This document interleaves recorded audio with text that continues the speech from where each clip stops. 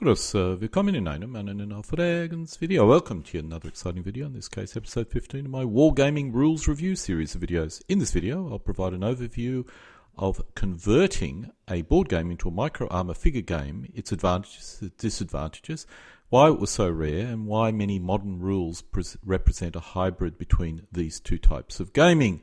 The result of the exercise I ended up calling Neu-Schwerpunkt, for no specifically good reasons, so ultimately this is a review of the Neu-Schwerpunkt figure gaming rules.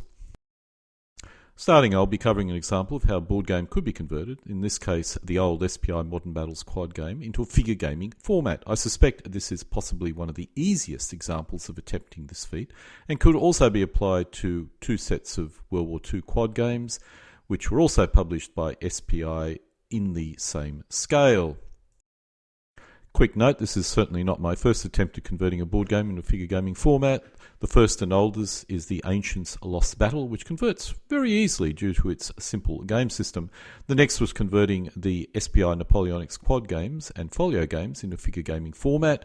Based on the success of these two attempts, I then decided to tackle Cold War and World War II, which I discovered contained some unique challenges, but nonetheless was successfully completed. For those who are not aware, what is a board game? I'm specifically talking about a historical board game using a cardboard playing area with a hex grid laid across it and cardboard counters which represent the historical formations or unit. The grid, in this case hex-based, is designed to regulate movement and combat. Shown here is the SPI Modern Battles Quadra game, both rules and the playing area. When I successfully converted this board game into a figure gaming format, the result was Neu-Schwerpunkt, which is a totally rewritten figure gaming conversion of the SPI Modern Battles board games. The path to this set of rules was long and twisted, and I'll not bore you with the details, but in summary the conversion has been very successful, at least in my humble opinion. A figure game, as the name implies, uses metal or plastic figures based on cardboard or MDF bases instead of cardboard counters, and the playing area is designed to resemble the terrain it's supposed to represent.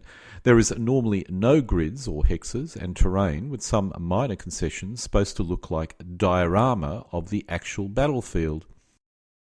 There are of course hybrid games, in this case a big base set of rules, simply using large counters with board game-like values printed on them, but the figures are placed onto them make them look rather pretty. The playing area, while still attempting to be diorama-like, has a much more regulated and board game-like terrain feel to it, but in this case we do not have any grids to regulate movement.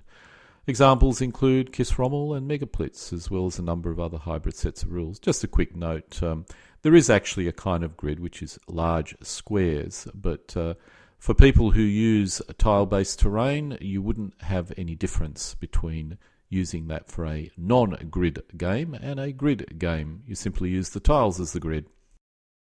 Some board games also attempt to obtain the feel of figure gaming. In this case, the grids are large squares which are visible but do not clutter the playing area. The counters, like the big battle rules, have a board game-like value on them but attempt to look like the troops they represent. This is a board game, but the figures it does look quite a bit like a figure game.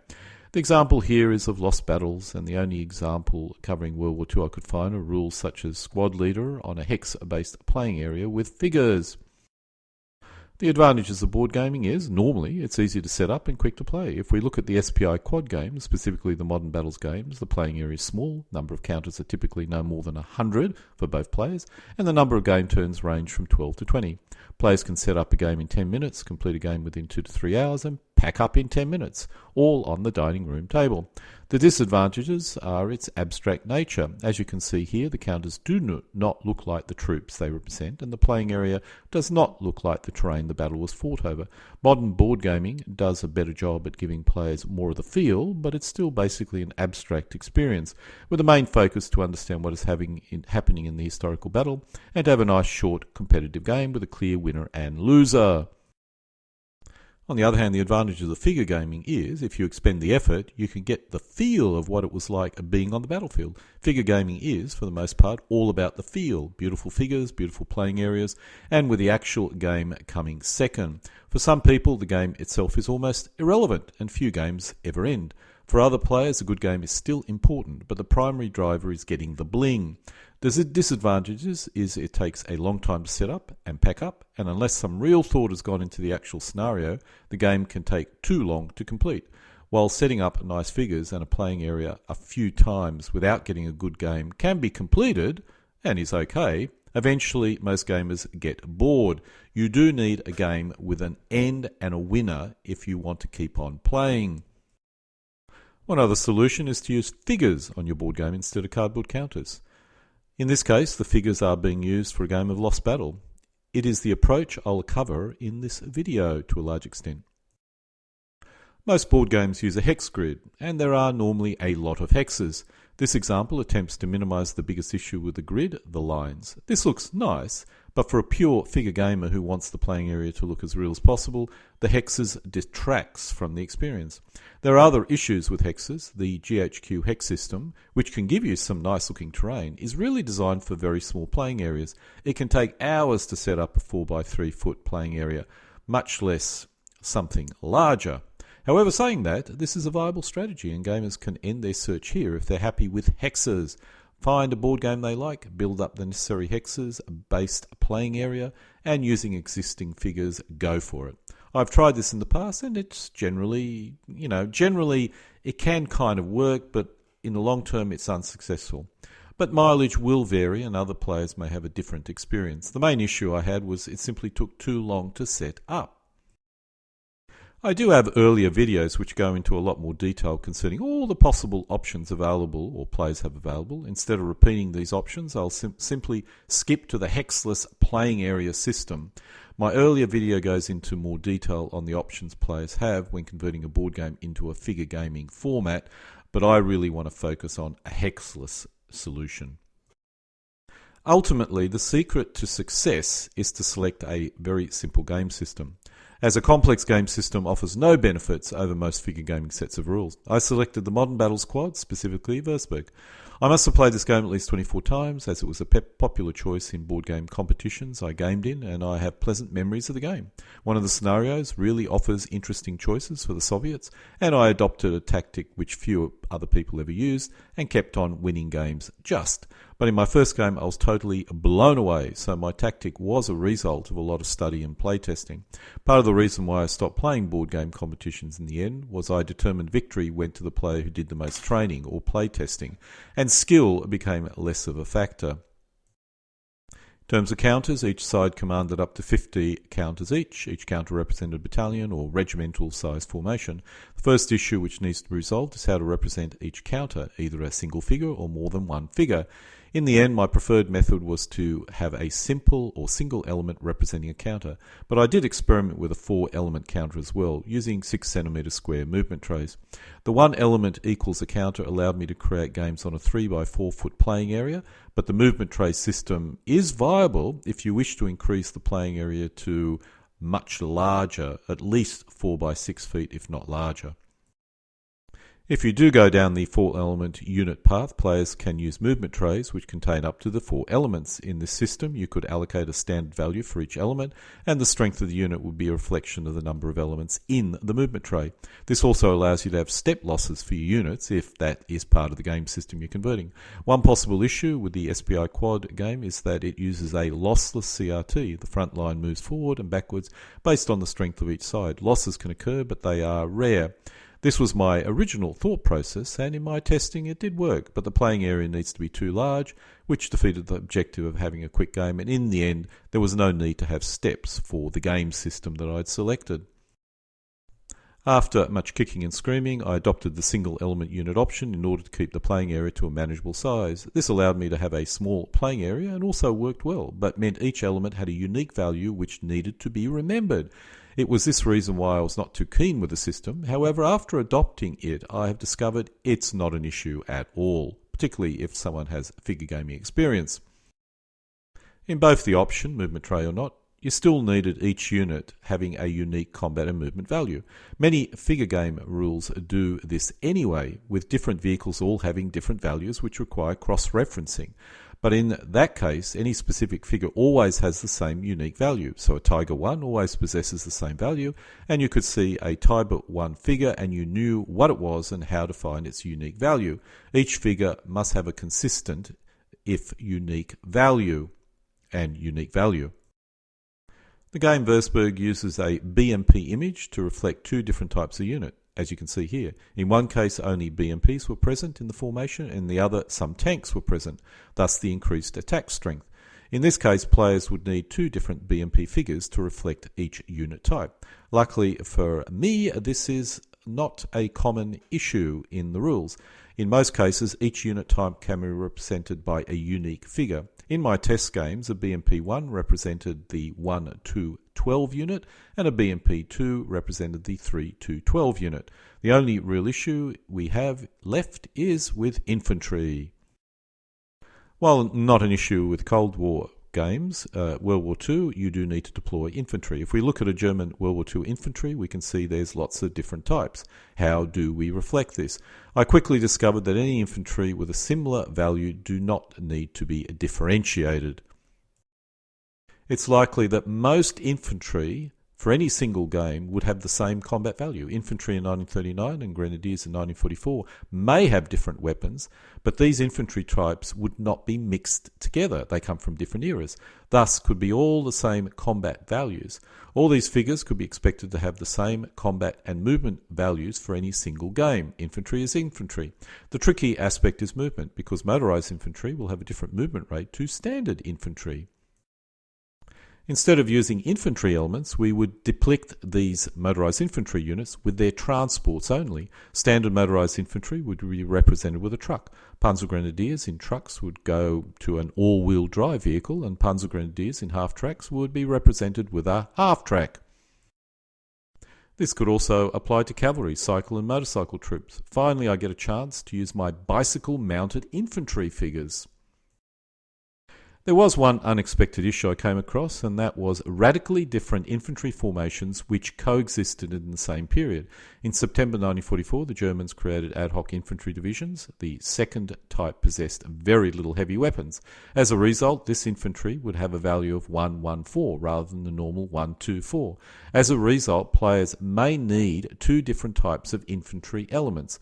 What I normally do is the high value has 4 figures on the base and the lower one has only 3 figures on the base, and that allows me to quickly differentiate between the two types. Other examples of differently composed units would be the early German panzer battalions, which could be equipped with a wide range of vehicles and have different combat capabilities. Once I thought about it, this difference could be classed as how many tanks were light and how many were medium. The answer to this is twofold. First, that many of the differences do not show up in terms of strength points. Thus, Panzer I and Panzer II, while different, are not different enough to warrant a different combat value. As a result, we would typically only need a minimum of 2 categories of units. For example, a light tank and a medium tank, which also reflects the difference in tank numbers. The only tricky bit is to remember the Panzer II figures are light and the Panzer III are medium panzer battalions with different combat values. We also have a type issue with tanks with each weight class, such as light, medium and heavy, possessing 2 types. A good example is Panzer IV battalions and Panther battalions in 1944. Other examples in 1939 are Panzer battalions made up of Panzer Is and those made up of Panzer IIs. This is not normally a major issue because the vehicles are different. Panzer V, Panzer IV, Panzer Is, Panzer II, they're all different vehicles. You have a different combat and movement value for each of them. As long as each figure has a consistent combat and movement value, we can accommodate all these differences. The next factor is the number of weapons. SPI in Würzburg gives the US forces a large quality advantage. Personally, I prefer to reflect quality using quality rules rather than building it into the counter. For this simple reason, quality is subjective. But ignoring this quality aspect for the moment, we see the strengths will vary based on the strength of the unit. In my recreation of the Würzburg scenario, I use the SPI values, but in the standard rules, I arrive at a more deterministic measure of combat values. There is one point: this deterministic method, such as 1 attacking SP equals 25 main battle tanks, is a relative value. This can change between period and can change based on convention. In the end, when you allocate combat values, there is always going to be a lot of gut feel, but I try and minimize it as much as possible. Let's quickly look at the impact of element size. Basically, in my conversion, each element size represents the size of the hex. Thus, a 3 cm wide element means each hex is 3 cm in size. SBI Quad Games uses a map size of 29 by 34 hexes. Ignoring for the moment the difference in size based on axis, this means when using a 3 cm wide element, the playing area needs to be 87 cm by 102 cm in size. This fits nicely into a 3 by 4 foot playing area, and I normally expand the map to fit the playing area to this size. If I use my movement trays of 3 elements, or 4 elements, the base size is now 6 centimeters, which means I need a playing area of 174 centimeters by 204 centimeters, which is about 6 by 7 feet, which is large. You could cut out part of the playing area to get this to fit into a playing area or a more normal playing area of 4 by 6 feet, but any smaller and you change the game dramatically. Another reason why I didn't go down the movement tray path.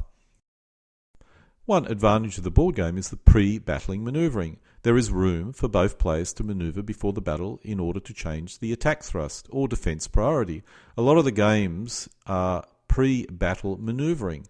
However, it's certainly possible to forego this and simply start the game from the moment both sides engage with each other. This allows you to reduce the size of the playing area, which makes the 4-element unit possibly more viable, but I prefer the manoeuvring. As long as deployment and reinforcement details are provided in your scenario, you could still get a game or in this cut-down format. However, it does cut off the possibility of conducting those large manoeuvring moves, which quite frankly I think are a big advantage of using a board game system. Let's look at an example. In one scenario, the US forces are holding Würzburg. The Soviets can attack the town as well as try to outflank the US forces. If you lack the full size of the playing area, this becomes impossible and you're only left with the assault option against the town to game. Saying all that, you can still do that, but I've decided to initially focus on, as I indicated earlier, 1 element per unit strategy and use the entire map so I can get maximum manoeuvring. Let's now look at the actual combat values for infantry. This shows an example list of infantry figures in the various quad games. As much as possible, I've tried to show battalion level units, but for the Chinese this is not possible. For movement, infantry move at 4 MPs, on foot 6 MPs with some motorised assets, and 12 MPs when fully mounted in an APC. For the most part, the defence strength is 2 and the attack strength is 1. The exceptions are probably due to quality differences, which let's ignore for the moment. Using all these values, I initially came to the following guideline for unit strengths and movement allowances. Type C, where you can see up here, could be an option which could be represented by troop quality rules. But basically we have standard infantry with minimal heavy weapons, type A, infantry with heavy weapons, which is type B, and special offensive-oriented infantry, such as paratroopers, as type C. The last would be rather rare. These values are for all battalions, which will be the standard unit in my figure gaming set of rules. With armour, I initially broke up into light, medium and heavy, with 2 types for each weight of armour. This seemed to cover most, if not all, competitive differences in a given period. Movement, however, in the end, I decided not to adopt this. In the end, I actually used point systems from another set of rules and converted into values for this. But let's continue with this initial, because in some ways this is simpler for people that don't want to actually go through and do a lot of research. For movement rates, I pretty much stay with the original rules. The movement rates are provided as a range, although in my scenarios I fixed on standard World War II movement values and standard Cold War values, which I don't really alter.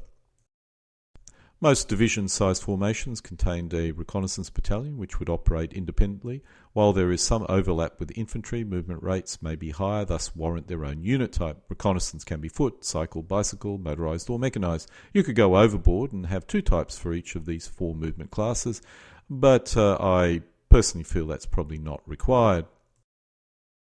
Now we come to a bit of an issue. Many divisions had anti-tank assault guns and tank destroyer battalions. You could assume these are merged in with the rest of the division, but this does cause some unusual issues. As a result, I feel these need to be included in the divisional structure to reflect heavily equipped division. The anti-tank and tank destroyer unit should have a special defence against attacks by enemy tanks. thus the asterisk next to the defense strength. The rule I use is defensive strength is doubled if attacked by tanks. The final is assault guns such as StuG-3 and Soviet ISU-122, ISU-152. These are similar tank destroyers but lack that special benefit against tanks. They're more focused on supporting infantry to break through a defensive position. This covers all the type battalions or unit type battalion size formations in a division. Some divisions had a large number of company size formations which could be considered or consolidated into one of these battalion size formations. Now we have to deal with artillery. I've broken it up into 4 basic groupings with long-range guns and rocket artillery battalions as well. Obviously, artillery battalions normally only consist of 12 to 18 guns rather than 30 to 60 tanks, but as long as the combat strength reflects this, it's not an issue. The same issue occurs with tank destroyers and anti-tank guns and can be pretty much dealt with. Now we have some values. We can determine some ratios between strengths and tank numbers. Let's look at a 1943 German Panzer battalion, which consists of 88 Panzer IIIs and Panzer IV tanks. A possible ratio for each 20 tanks is that you get 1 attack strength point and half a defense strength point. In September 1944, the number of tanks dropped to 42 tanks, so the ratio would need to change. For comparison, a US tank battalion contained 54 medium tanks and 17 light tanks, so this would imply the German battalion should be weaker. This level of fine-tuning would need to be resolved by the scenario details, as it would be impossible to cover all possible options. One advantage of the 4-element unit is the strength difference could be reflected by simply placing 3 elements in a German unit and 4 elements in a US unit. However, if you're prepared for a simpler experience, just don't worry too much. A point system will compensate for any issue in this area, and creating a historical scenario will uncover any issues during play testing. Now let's look at the game mechanics, specifically how do we replace hexes. Apart from the hex issue, the rules are pretty much the same as the board game. Movement uses the same MP allowance as the board game, but they represent base widths. So a movement allowance of 12 means 3 cm wide unit can move 36 cm. If using 6 cm wide elements, this becomes 72 cm.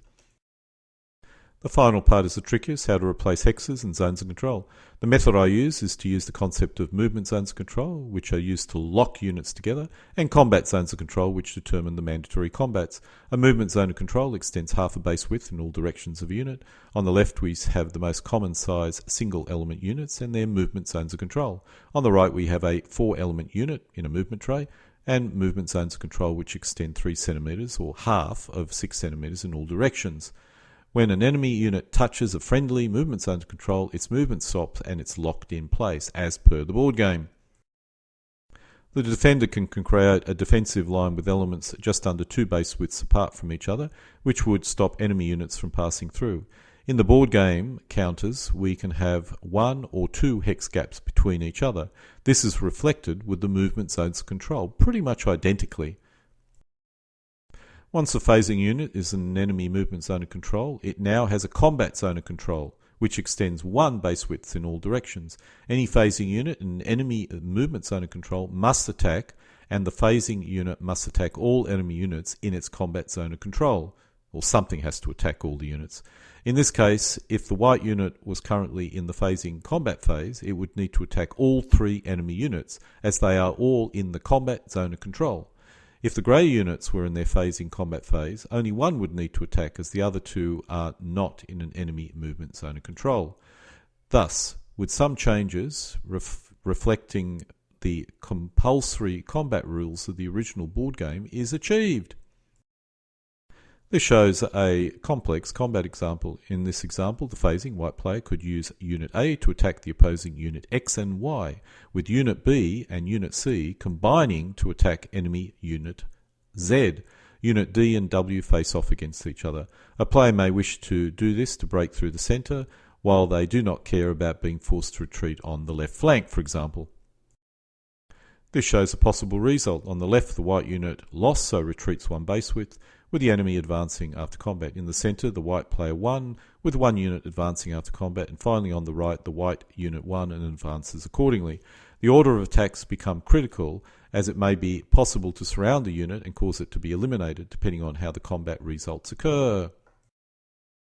The CRT from the original Modern Battle rules is left unchanged. If using the 4-element unit option, the CRT could be modified to provide more casualties, allowing for units to be attritioned away. Examples could include players could always take 1-element loss for a single retreat of 1 base width. But all my playtesting uses the original CRT with no modifications because I use the 1-element unit option. For all intents and purposes, there is no flank or rear modifier. This is reflected by the inability to retreat through an enemy movement zone of control. In this case, if the white unit was forced to retreat, it would be eliminated, as it cannot retreat through an enemy movement zone of control and retreat away from its attacker.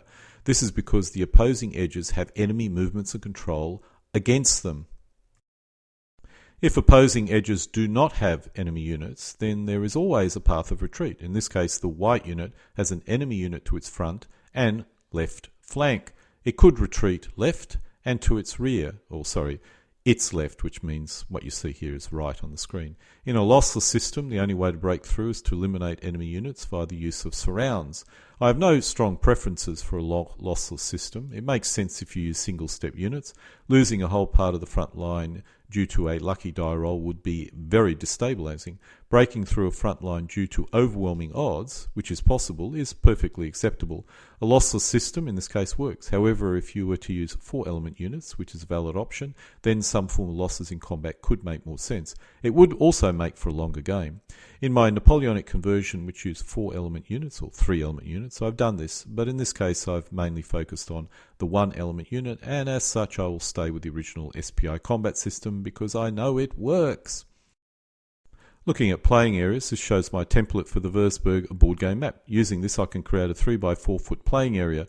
The Soviets come in from the left and the US forces from the right. This shows the initial forces for the most interesting scenario in the board game Würzburg. The US forces have to hold Würzburg, which the Soviet forces need to take. This shows a typical game turn at the end of the Soviet turn. Depending on the combats, the bulk of the US forces will be locked in place, thus allowing the Soviet forces on the left to cross the river and attempt to outflank the US. Of course, the US receives reinforcements on game turn 2, allowing it to possibly keep the road open until further reinforcements arrive. The game is one of constant reinforcements being fed into the battle for many of the game turns, ensuring a seesaw battle of wits. This type of scenario takes a lot of effort and fine-tuning to create, and while it can work in a board game, it often does not work in a figure gaming format. The reason is the terrain is rarely exactly the same as any playtest terrain. This raises an interesting point. In these type of games, the main factor is terrain. Force mixes matter, but it's about the terrain which gives us our historically accurate key factor. If in figure gaming, terrain is significant, but it's mainly about the force mix. There are many reasons for this, but the most important is scale. What we see here are lots of minor conflicts between regiment-sized grouping of battalions. You can have 4-to-1 advantages in one of these conflicts by simply manoeuvring your forces correctly. In a typical brigade versus brigade conflict figure game, that is pretty much not possible. Let's look at the playing area in more detail. I'm using two 3mm thick MDF sheets with a 4-water feature and important roads painted on them. This MDF board is then flocked and the terrain placed on it. It will never be perfect, which is why reproducing a board game in all its nuanced detail is simply not possible. However, we can get to a point where we can get a game. When refighting the Siege of Würzburg scenario, it's really all about Würzburg, shown here. The US has a small force defending it when the Soviets sweep down from the north. This shows the US initial deployment. My apologies for the figures. I've packed my US Cold War figures away and decided to use West German figures instead. The US mech infantry battalions are fortified, giving them a bonus shift to 4, which is a powerful defense. The only issue is they need to stay in place. There is no way the US can hold the whole city, so they are defending the southern flank only. The tank battalions are in the rear, ready to counterattack or move out to deal with any outflanking. The self-propelled howitzer battalions are in the rear, ready to provide supporting fire. This gives you the board game top-down view of the deployment. Strangely enough, for my initial games, I used the original rules and original cheat sheets, although I have rewritten the whole thing in the new version of Neu-Schwerpunkt, which you can download on the in the Schwerpunkt IO group site. This shows the position at the end of the Soviet game turn 1 movement phase.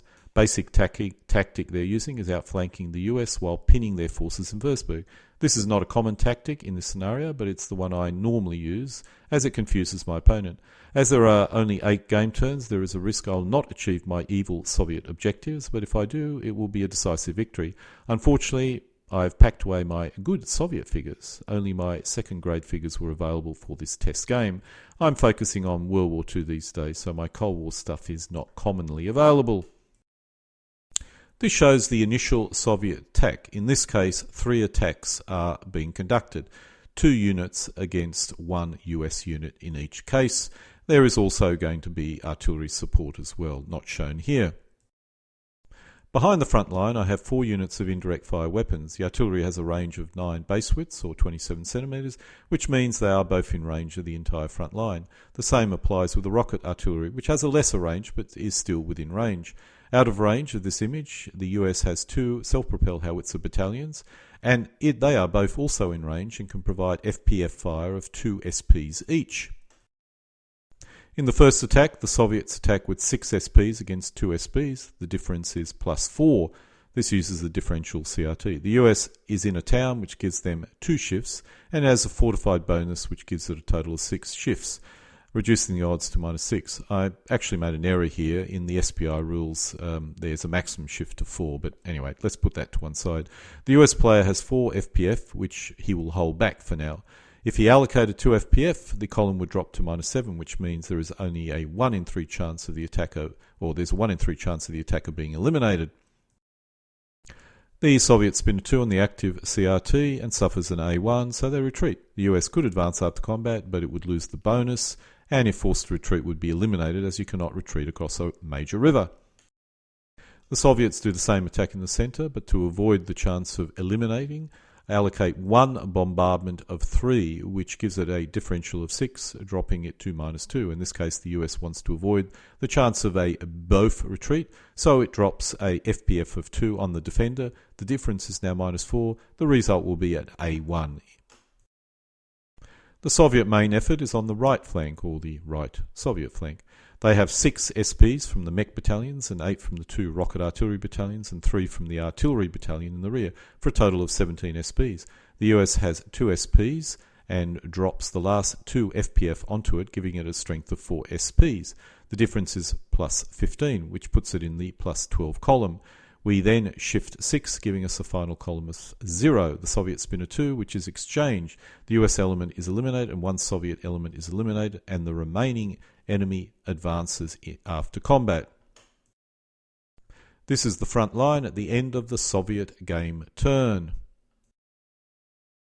The red line represents the Soviet movement zone of control, and the light blue the US player's movement zone of control.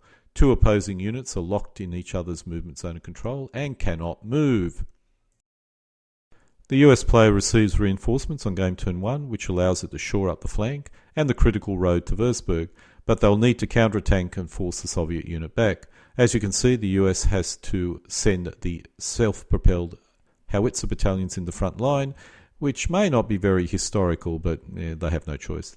The US attacks with 3 SPs, supported by 2 barrage SPs, against the Soviet 2 SPs. The Soviets will send 2 FPF to support it, so the difference is +1, shift 2 to -1. I made an error here and forgot about the Soviet FPF, so I spun a 2 on the +1, which is a D1, which means the Soviet retreats 1 base width. I made another error in this case and retreated over the river. I should have retreated into the woods, as retreating over a river results in elimination. This was a very early playtest game, and what normally occurs is these special rules keep on getting forgotten if you don't play the game a lot. I don't have the problem anymore, but I certainly did at the beginning. This was the results after my 2 errors and mistakes. The US had stabilized its front line just. This is the position at the end of the Soviet game turn 2 movement phase. I made another error and mixed up game turns 1 and 3 reinforcements. My game turn chart was not wisely designed. First game in a long time, so I suppose you would expect these errors. This is one reason why having a simple game system is so important. Errors occur even with a simple game system. When it's too complex, that is, the rules are too complex, errors become the norm and players win based on rules knowledge rather than actual game skill. I should reinforce this, or I should note, attacks are compulsory. An enemy unit within a combat zone of control must be attacked. I did make yet another error, but it's not major. The two Soviet units in contact with the US, they should be 1.5 centimeters further back. I won't bore you with the full details, but the result of the game was a US victory, but I must admit I made a lot of critical errors in the first 3 game turns, which almost certainly had a major impact on the result of this game. This is a rather special scenario, and it's unlikely that any standard game would provide a similar gaming experience. But even in an ad hoc style of game, as long as the force mixes are uneven, you could achieve an interesting seesawing game with the result being unknown until close to the end of the game. The other issue with a scenario like this is the playing area. This requires a custom playing area, and this is not practical. I also had issues with this playing area idea. The playing area is made of 2 sheets of 3mm MDF, but this surface normally bends, and when you join up the MDF board, they often do not join in a clean manner. My preference is a more universal terrain system, which may not look as well, especially the rivers, but still achieves the objective of creating a good playing area. My standard playing area boards are more rigid, and either are a single piece or join up in a much cleaner manner than this. When I created my Napoleonics board game to figure game conversion, I created 2 versions. The first was a close copy of the board game of the SPI series. The second, I rewrote the rules in such a manner which would be more familiar to figure gamers, as well as adding a lot of optional rules to add a typical figure gaming flavour. If you exclude all the optional rules, you still end up with the same experience as the direct copy of the board game, but the scenarios are more generic and using standard playing area building blocks, and thus are more practical for figure gaming. And so this concludes my episode 15 of my video series on game rules reviews, in this case reviewing a board game for figure gaming and what may be required to make it work, specifically SPI's Modern Battles to a figure game version which I call Neu-Schwerpunkt. Denken Sie daran, immer für viel Heimatland zu kämpfen!